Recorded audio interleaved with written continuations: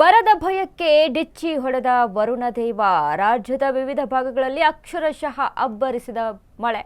ಈಗಾಗಲೇ ಹಲವಾರು ಕಡೆ ಮಳೆ ಬರ್ತಾ ಇಲ್ಲ, ಬರಗಾಲ ಬಂದ್ಬಿಡುತ್ತೇನಪ್ಪ ಅನ್ನುವಂಥ ಚಿಂತೆಯಲ್ಲಿ ಜನ ಇದ್ರು. ಬಟ್ ಈಗ ಸುರಿತಾ ಇರುವಂಥ ಮಳೆ ಬರದ ಭಯನೇ ಇಲ್ಲದೆ ಇರುವಂಥ ರೀತಿಯಲ್ಲಿ ಕಾಣಿಸ್ತಾ ಇದೆ. ಅಷ್ಟರ ಮಟ್ಟಿಗೆ ನದಿಗಳು ಹಳ್ಳ ಕೊಳಗಳು ತುಂಬಿ ಹರಿತಾ ಇದ್ದಾವೆ. ರಾಜ್ಯದ ವಿವಿಧ ಭಾಗಗಳಲ್ಲಿ ಅಕ್ಷರಶಃ ಮಳೆ ಅಬ್ಬರಿಸ್ತಾ ಇದೆ.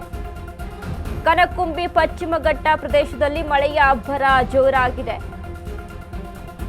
ಬೆಳಗಾವಿ ಜಿಲ್ಲೆಯ ಚಿಕ್ಕಲಿ ಫಾಲ್ಸ್ಗೆ ಬಂತು ಜೀವಕಳೆ.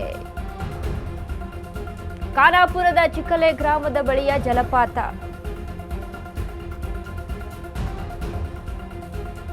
80 ಅಡಿಯಿಂದ ಧುಮ್ಮುಕ್ಕುವಂತಹ ಚಿಕ್ಕಲೆ ಫಾಲ್ಸ್. ಮಂಚಿನ ನಡುವೆ ಫಾಲ್ಸ್ ದೃಶ್ಯ ನಯನ ಮನೋಹರವಾಗಿ ಕಾಣಿಸ್ತಾ ಇದೆ. ಚಿಕ್ಕಲೆ ಬಂಡೆಕಲ್ಲು ಮೇಲಿಂದ ಧುಮ್ಮುಕ್ಕುತ್ತಿದೆ ನೀರು. ಪಶ್ಚಿಮ ಘಟ್ಟದತ್ತ ಹರಿದು ಬರ್ತಾ ಇದೆ ಅಪಾರ ನೀರು. ಧುಮ್ಮಿಕ್ಕಿ ಹರಿತಾ ಇದೆ ಜಲಪಾತ. ಚಿಕ್ಕಲೆ ಜಲಪಾತ ವೀಕ್ಷಣೆಗೆ ಪ್ರವಾಸಿಗರಿಗೆ ನಿರ್ಬಂಧವನ್ನ ಹೇರಲಾಗಿದೆ. ಪ್ರವಾಸಿಗರಿಗೆ ನಿರಾಸೆ ಮಾಡಿದ ಅರಣ್ಯ ಇಲಾಖೆ. ಬರದ ಭಯಕ್ಕೆ ಡಿಚ್ಚಿ ಹೊಡೆದ ವರುಣದೇವ. ಈಗಾಗಲೇ ಪ್ರವಾಸಿಗರಿಗೆ ನಿರಾಸೆ ಅಂತಲ್ಲ, ಮುನ್ನೆಚ್ಚರಿಕೆ ಕ್ರಮಗಳನ್ನು ವಹಿಸ್ಕೊಳ್ಬೇಕಾಗುತ್ತೆ. ಆ ಕ್ರಮಗಳನ್ನು ಮುಂದಿಟ್ಕೊಂಡು ಅಲ್ಲಿ ಒಂದಿಷ್ಟು ನಿಯಮಗಳನ್ನು ಜಾರಿಗೆ ಮಾಡಲಾಗಿದೆ. ಯಾಕಂದ್ರೆ ಈಗ ಜಲಪಾತ ಇದೆ, ತುಂಬಿ ಹರಿತಾ ಇದೆ ಅಂತ ಪ್ರವಾಸಿಗರ ಹುಚ್ಚಾಟ ಕೂಡ ಅದೇ ರೀತಿಯಾಗಿರುತ್ತೆ. ಸೆಲ್ಫಿಗೋಸ್ಕರ, ವಿಡಿಯೋಗೋಸ್ಕರ ಅಲ್ಲಿ ಹೋಗಿ ಹುಚ್ಚಾಟವನ್ನ ಮೆರೆಯುವಂಥದ್ದು, ಪ್ರಾಣದ ಅಪಾಯ ಇದೆ ಅಂತ ಅದನ್ನೂ ಕೂಡ ಲೆಕ್ಕಿಸದೆ ಹೋಗಿ ಹುಚ್ಚಾಟವನ್ನ ಮೆರೀತಾರೆ ವಿಡಿಯೋಗಳಿಗೋಸ್ಕರ. ಸೊ ಹಾಗಾಗಿ ಬೇಡ ಯಾವುದೇ ಕಾರಣಕ್ಕೂ ಅಂತ ಮುನ್ನೆಚ್ಚರಿಕೆ ಕ್ರಮವಾಗಿ ನಿರ್ಬಂಧನೆಯನ್ನ ಹೇರಲಾಗಿದೆ. ಬಟ್ ಇಲ್ಲಿ ನೋಡಿ, ಬೆಳಗಾವಿ ಭಾಗದಲ್ಲಿ ಎಷ್ಟು ಮಟ್ಟಿಗೆ ಮಳೆ ಸುರಿತಾ ಇದೆ ಅಂತ ಅಂದ್ರೆ ಉತ್ತರ ಕರ್ನಾಟಕ ಭಾಗ, ಈಗ ಕೃಷ್ಣಾ ನದಿ ಆಗ್ಬೋದು, ಎಲ್ಲೆಡೆ ಕೂಡ ಈಗಾಗಲೇ ನದಿಗಳು ತುಂಬಿ ಹರಿತಾ ಇದ್ದಾವೆ. ನದಿಗಳು ಒಳಹರಿವು ಹೆಚ್ಚಾಗಿದೆ. ಹಾಗಾಗಿ ಬರದ ಛಾಯೆ ಬಿದ್ದು ಬಿಡುತ್ತೇನಪ್ಪ, ಬರ ಇನ್ನು ಕಾಣಿಸ್ಕೊಂಡು ಬಿಡುತ್ತೇನಪ್ಪ, ಇನ್ನು ಮುಂದೆ ಹೇಗೆ ಕುಡಿಯೋಕ್ಕೂ ಕೂಡ ನೀರಿರಲ್ಲ ಅನ್ನುವಂಥ ನಿಟ್ಟಿನಲ್ಲಿ ಸಿಚುವೇಶನ್ ಬರುತ್ತೇನೋ ಅಂತ ಜನ ಕಾಯ್ಕೊಂಡು ಒಂದು ರೀತಿ ತಲೆ ಮೇಲೆ ಕೈ ಹೊತ್ಕೊಂಡು ಕೂತಿದ್ರು. ಬಟ್ ಈಗ ಆ ರೀತಿಯಾದಂಥ ಸಿಚುವೇಶನ್ ಇಲ್ಲ ಅನ್ನಿಸ್ತಾ ಇದೆ ಈ ಮಳೆಯನ್ನ ನೋಡಿದಾಗ. ಹಾಗಾಗಿ ಇನ್ನು ಗೋಕಾಕ್ ಫಾಲ್ಸ್ ಕೂಡ ತುಂಬಿ ಹರಿತಾ ಇದೆ. ಇನ್ನು ಬೆಳಗಾವಿ ಉತ್ತರ ಕರ್ನಾಟಕ ಭಾಗದಲ್ಲಿ ಹಾಗಾಗಿ ಹಲವಾರು ಫಾಲ್ಸ್ಗಳು ತುಂಬಿ ಹರಿತಾ ಇರುವಂಥದ್ದು.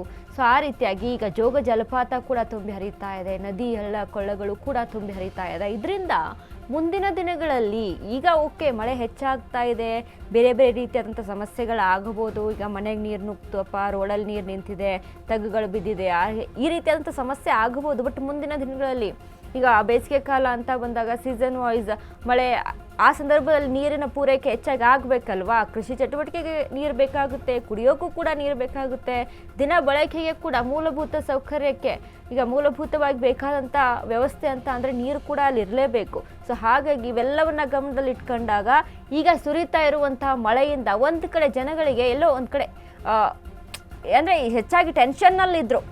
ಬರ ಬಂದುಬಿಡುತ್ತೆ, ಕೃಷಿಗೂ ಕೂಡ ಏನು ಬಿತ್ತನೆ ಮಾಡಿದ್ದೀವಿ ಆದರೆ ಬೆಳೆ ಬೆಳೆಯೋದಕ್ಕೆ ನೀರೇ ಇಲ್ಲ, ಮಳೆಯೇ ಇಲ್ಲ, ಈ ರೀತಿಯಾದಂಥ ಸಿಚುವೇಶನ್ ಆಗಿದೆ ಅಂತ ಏನು ತಲೆ ಮೇಲೆ ಕೈ ಹೊತ್ಕೊಂಡು ಕೂತಿದ್ರಲ್ಲ ಜನ, ಅವರಿಗೆ ಒಂದು ಕಡೆ ರೈತರಿಗೆ ಕೂಡ ಸಂತಸವನ್ನು ತಂದೊಡ್ಡಿದೆ ಈ ಮಳೆ ಒಂದು ಕಡೆ. ಸೊ ಹಾಗಾಗಿ ಎಲ್ಲ ಜೋಗ ಜಲಪಾತಗಳು ತುಂಬಿ ಹರಿತಾ ಇದ್ದಾವೆ.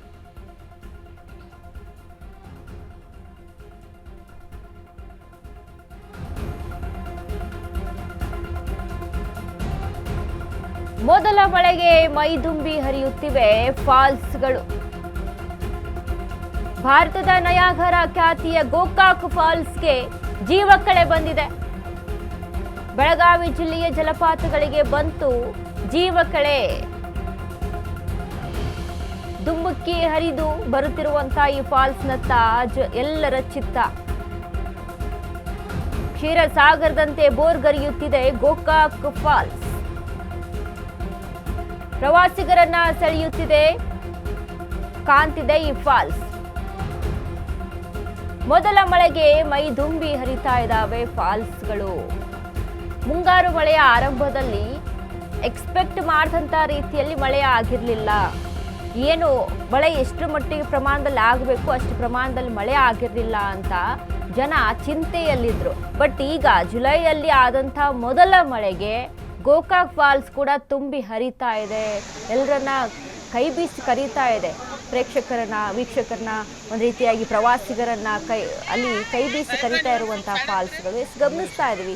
ಗೋಕಾಕ್ ಫಾಲ್ಸ್ ಯಾವ ರೀತಿಯಾಗಿ ತುಂಬ ಹರಿತಾ ಇದೆ ಅನ್ನೋದನ್ನ ನಾವು ಗಮನಿಸ್ತಾ ಇದ್ವಿ.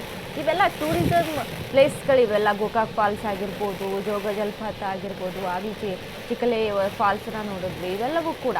ಸೊ ಯಾಕಂದರೆ ಈಗ ಮಳೆ ಆಯಿತು ಅಂತ ಅಂದಾಗ ಈ ರೀತಿಯಾಗಿ ತುಂಬಿ ಹರಿತಾ ಹೋಗ್ತವೆ. ಸೊ ಇದರಿಂದ ಜನ ಕೂಡ ಅಲ್ಲಿ ಆಕರ್ಷಿತರಾಗ್ತಾರೆ, ವೀಕ್ಷಣೆಗೆ ಅಂತ ತೆರಳುತ್ತಾರೆ. ವಿಶ್ವವಿಖ್ಯಾತ ಜೋಗ ಜಲಪಾತಕ್ಕೆ ಮತ್ತೆ ರಾಜಕಳೆ ಬಂದಿದೆ. ಮಲೆನಾಡಿಗೆ ಮತ್ತೊಂದು ಗರಿ, ಜೋಗಕ್ಕೆ ಬಂತು ಸಿರಿ. ಮುಂಗಾರು ಕೈಕೊಟ್ಟಿದ್ದರಿಂದ ಮಂಕಾಗಿದ್ದ ಜೋಗ ಇದೀಗ ತುಂಬಿ ಹರಿತಾ ಇದೆ. ಮಲೆನಾಡು ಭಾಗದಲ್ಲಿ ನಿರಂತರವಾಗಿ ಮಳೆ ಹಿನ್ನೆಲೆಯಲ್ಲಿ 3 ದಿನಗಳಿಂದ ಮಲೆನಾಡು ಭಾಗದಲ್ಲಿ ನಿರಂತರ ಮಳೆ ಆಗ್ತಾ ಇದೆ. ಜೋಗ ಜಲಪಾತದಲ್ಲಿ ಧುಮ್ಮಿಕ್ಕಿತ್ತಿದೆ ಜೋಗ ಫಾಲ್ಸ್.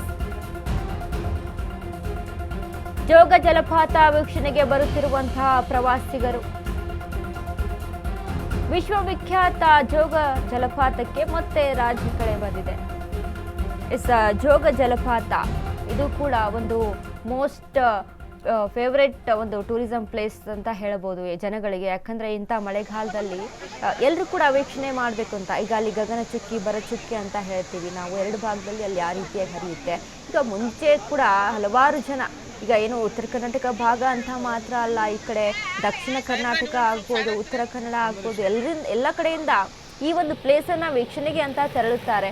ಸೊ ಅಷ್ಟರ ಮಟ್ಟಿಗೆ ಮೈದುಂಬಿ ಹರಿತಾ ಇದೆ ಈ ಜಲಪಾತಗಳು. ಇವುಗಳನ್ನು ವೀಕ್ಷಣೆಗೆ ಅಂತ ಕೂಡ ಜನ ತೆರಳುತ್ತಾ ಇದ್ದಾರೆ. ಇನ್ನು ಪ್ರವಾಸಿಗರಿಗೆ ಮುನ್ನೆಚ್ಚರಿಕಾ ಕ್ರಮವಾಗಿ ಒಂದಿಷ್ಟು ಅಂದರೆ ಅಲ್ಲಿ ಭದ್ರತೆಯನ್ನು ಕೂಡ ನಿಯೋಜನೆ ಮಾಡ್ಕೊಂಡಿದ್ದಾರೆ. ಯಾಕಂದರೆ ಈಗ ನಾನು ಆಗಲೇ ಹೇಳಿದೆ, ಫೋಟೋ ಅಂತ ಹೇಳ್ಬೋದು ಅಥವಾ ಸೋಷಿಯಲ್ ಮೀಡಿಯಾದಲ್ಲಿ ಏನೋ ಒಂದು ವಿಡಿಯೋ ಹಾಕಬೇಕು ಅಂತ ಅಲ್ಲಿ ಹುಚ್ಚಾಟವನ್ನು ಮೆರೆಯುವಂಥದ್ದು ಕೂಡ ಆಗುತ್ತೆ. ಹಾಗಾಗಿ ಮುನ್ನೆಚ್ಚರಿಕೆ ಕ್ರಮಗಳನ್ನು ಕೂಡ ತೆಗೆದುಕೊಂಡಿರುವಂಥ ಪ್ರವಾಸಿಗರು ಕೂಡ ಏನು ವೀಕ್ಷಣೆಗೆ ಅಂತ ಹೋಗಿರ್ತೀರಾ ಆ ಒಂದು ಸೌಂದರ್ಯವನ್ನು, ಪ್ರಕೃತಿಯ ಸೌಂದರ್ಯವನ್ನು ಕಣ್ತುಂಬಿಕೊಂಡು ಬರಬೇಕು. ಅದು ಬಿಟ್ಟು ಯಾವುದೇ ರೀತಿಯಾದಂಥ ಫೋಟೋಗಾಗಲಿ ಅಥವಾ ಇನ್ನಿತರ ಯಾವುದೇ ರೀತಿಯಾದಂಥ ಅಲ್ಲಿ ಕ್ರಮಗಳನ್ನ ಮಾಡ್ಕೊಳ್ಳೋದು ಬೇಡ ಅನ್ನುವಂಥದ್ದು.